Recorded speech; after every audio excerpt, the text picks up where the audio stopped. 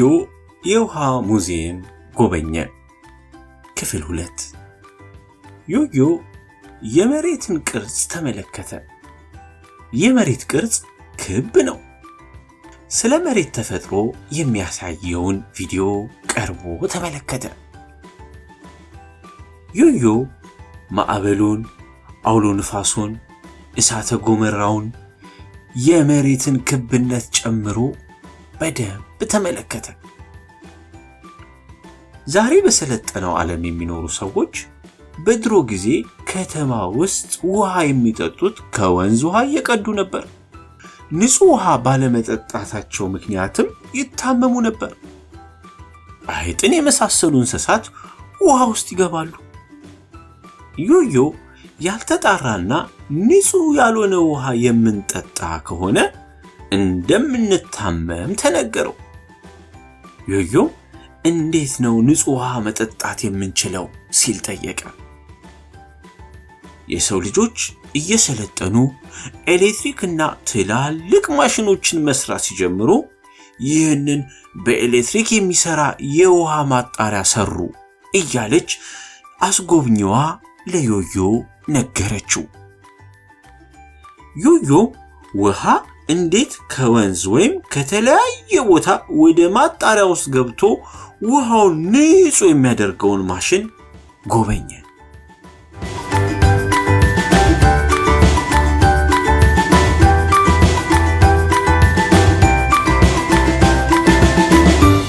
ዮዮ ልጆች ስለ ውሃ ብቻ እየተመለከቱ ዕውቀት የሚያገኙበትን ፊልም ቤት ገብቶ አየ።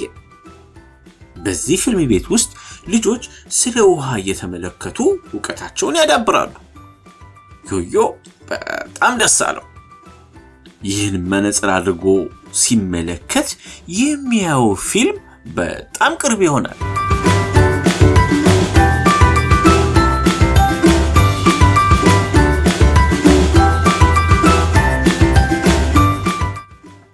ዮዮ በእግሩ የሚነካው ምንድነው? አሃ የዘይትና የውሃ ልዩነት። በአንዱ ጠርሙስ ውስጥ ዘይት፣ በሌላኛው ደግሞ ውሃ አለ። ዮዮ በጫማው ዘይቱ ያለበትን ብረት ሲጫነው ትልቅ ክብ ቅርጽ እየሰሩ ቀስ እያሉ ወደ ላይ ይሄዳሉ። ውሃው ያለበትን ብረት ሲጫነው ግን ትንንሽ ክብ ቅርጽ እየሰሩ በፍጥነት ወደ ላይ ይሄዳሉ። የውሃና የዘይትን ልዩነት ዮዮ ተመለከተ።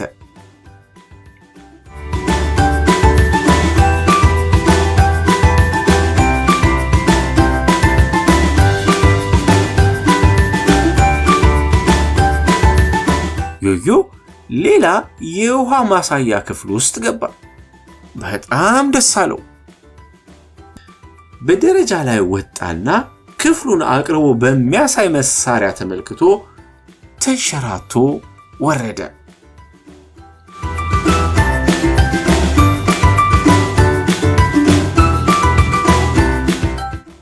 ዮዮ የሚመለከተው ይሄ ምንድነው? አዎ የውሃ የኤሌክትሪክ ኃይል ማመንጫ ተርባይን ይባላል። ተርባይን በውሃ ኃይል ተርባይኑ ሲሽከረከር መብራቱ ይበራል። ስለዚህ ተርባይኑ የኤሌክትሪክ ኃይል ይሰጠናል። ዮዮ ውሃውን ሲዘጋው ተርባይኑ ይቆማል። ውሃውን ሲከፍተው ተርባይኑ ይሽከረከራል። ለካ የውሃ ግድብ የሚባለው እንደዚህ ነው ውሃውን የሚቆጣጠረው አለ ዮዮ ግድብ የሚመስለውን ብረት እየከፈተ እየዘጋ።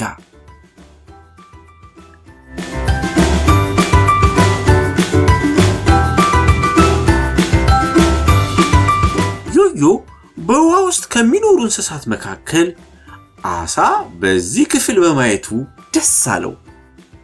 ዮዮ አሳዎቹን በቅርብ ለማየት እንዲችል ተኝቶ ወደ መስታወቱ ጠጋ ብሎ ተመለከተ። በውሃ ውስጥ ያለ እስኪመስለው ድረስ አሳዎቹን ተመለከተ። በውሃ ውስጥ እየሮጡ የሚሻገሩ እንስሳትንም አየ።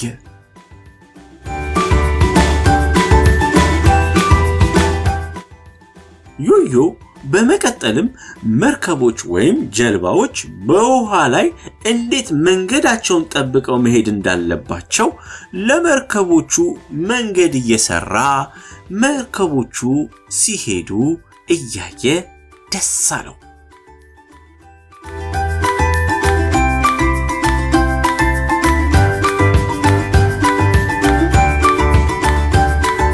ዮዮ ስለደከመው ትንሽ አረፍ አለ።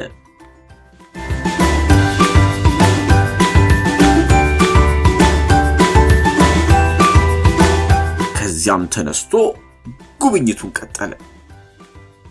ዮዮ የሚነካው ይሄ ማሽን ምንድነው? ዮዮ ስለ ውሃ አጠቃቀም የሚያሳየውን ማሽን መነካካት ጀመረ። ገላውን ሲታጠብ ደግሞ የሚለውን ዮዮ ተጫነውና ሲመለከተው በአማካኝ 20 ሊትር ውሃ ይጠቀማል።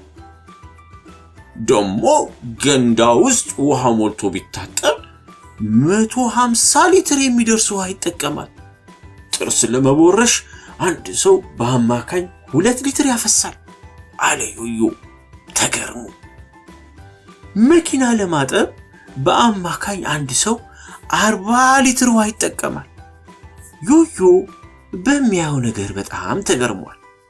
የሰው ልጅ በቀን በአማካኝ 3 ሊትር ውሃ ይጠጣል። ዮዮ በሚያየው ነገር በጣም ተገርሟል። ብዙ ውሃ ይባክናል ማለት ነው አለ ዮዮ። ስለዚህ ውሃን በአግባቡ መጠቀምና መቆጠብ ይኖርብናል። ዮዮ በጠርሙስ ውስጥ ከውሃ ላይ ተንሳፋ ቁጭ ያለች ጀልባን ተመለከተ። ብረቱን ወደ ላይ ወደ ታች ሲያደርገው ጀልባዋ ሰመጠች። ለካ በባህር ላይ ማዕበል እየተነሳ ጀልባና መርከቦች የሚሰምጡት እንደዚህ ነው አለ ዮዮ። በውሃ ላይ የሚነሳው ማዕበል አንዳንድ ጊዜ እስከ ደመና ድረስ በመድረስ ክብ ቅርጽ ይዞ መርከቦቹን ይገለባብጣል። ይሄ ቶርኔዶ ይባላል። ዮዮ ቶርኔዶ ምን እንደሚመስል መሳሪያውን ሲያሽከረክረው ጊዜ ውሃው ክብ ቅርጽ ይዞ ወደ ላይ ሲል ተመለከተ። ዮዮ በውሃ ሙዚየም በነበረው ቆይታ ስለ ውሃ ብዙ ዕውቀትን አግኝቷል። የዛሬ ጉብኝቱን ጨርሶ በሙዚየም ውስጥ በነበረው ቆይታ ተደስቶ ሙዚየሙን ያስጎበኙትን አመስግኖ ወደ ቤቱ ሄደ።